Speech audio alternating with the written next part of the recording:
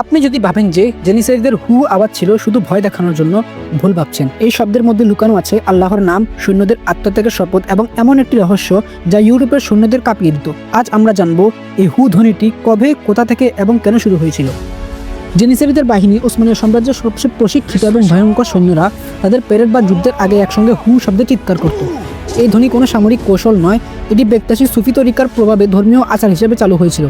বেক্তাশি জিকিরে হু শব্দের অর্থ হলো তিনি, যা আল্লাহকে বোঝায়। অর্থাৎ জেনিসারীরা এই শব্দ উচ্চারণ করে আল্লাহর নাম স্মরণ করত এবং আত্মাকে যুদ্ধের জন্য প্রস্তুত করত। এই প্রথা প্রাতিষ্ঠানিকভাবে চালু হয়েছিল সুলতান মুরাদ প্রথমের আমলে, প্রায় 1365 থেকে 1380 খ্রিস্টাব্দ। মুরাদ ছিলেন সেই সুলতান যিনি জেনিসারীদের সংগঠিত করে তাদের প্রশিক্ষণ এবং ধর্মীয় শৃঙ্খলা নিশ্চিত করেছিলেন। ছোটবেলা থেকেই সৈন্যদের আলাদা করে প্রশিক্ষণ দেওয়া হতো এবং তাদের পুরনো পরিচয় মুছে নতুন পরিচয় হিসেবে প্রতিষ্ঠা করা হতো, আমি আল্লাহর সৈন্য এবং সুলতানের প্রার্থীর অধীনে। এই একসাথে উচ্চারণ করা হু শব্দের আরও একটি উদ্দেশ্য ছিল শত্রুকে মানসিকভাবে ভীত করা। হাজার হাজার জেনিসারী যদি একসঙ্গে এই শব্দ উচ্চারণ করত, তা শত্রুর কাছে অচেনা, ভয়ঙ্কর এবং অমানবিক মনে হতো।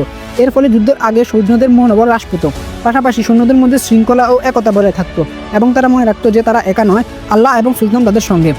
সুতরাং জেনিসারীদের হু চিৎকার শুধু শব্দই নয়, এটি ছিল ঐতিহাসিক, ধর্মীয় এবং সামরিক কৌশল যা তাদের পরিচয়, শক্তি এবং ভীতি সৃষ্টি করার ক্ষমতা প্রদর্শন করত। হু আরবি হুয়া শব্দটির আক্ষরিক অর্থ হলো তিনি, বলতে সরাসরি আল্লাহকে বোঝানো হয়েছে। সুফি ব্যাখ্যায় হু উচ্চারণ অর্থ দ্বারা হি ইজ অ্যালোন, অর্থাৎ আল্লাহ এক ও দ্বিতীয়, কোনো নাম কোনো রূপ ছাড়াই আল্লাহর অস্তিত্বকে স্মরণ করাই এই শব্দের উদ্দেশ্য। এই কারণে বেক্তাশি সুফি তরিকার জিকিরে হু শব্দটি বিশেষ গুরুত্ব পায় এবং ওসমানী জেনিসারী বাহিনীর ধর্মীয় আচারের অংশ হয়ে ওঠে। সুতরাং জেনিসারীদের হু কোনো চিৎকার নয়, এটি ছিল তাওহীদের সংক্ষিপ্ত ঘোষণা।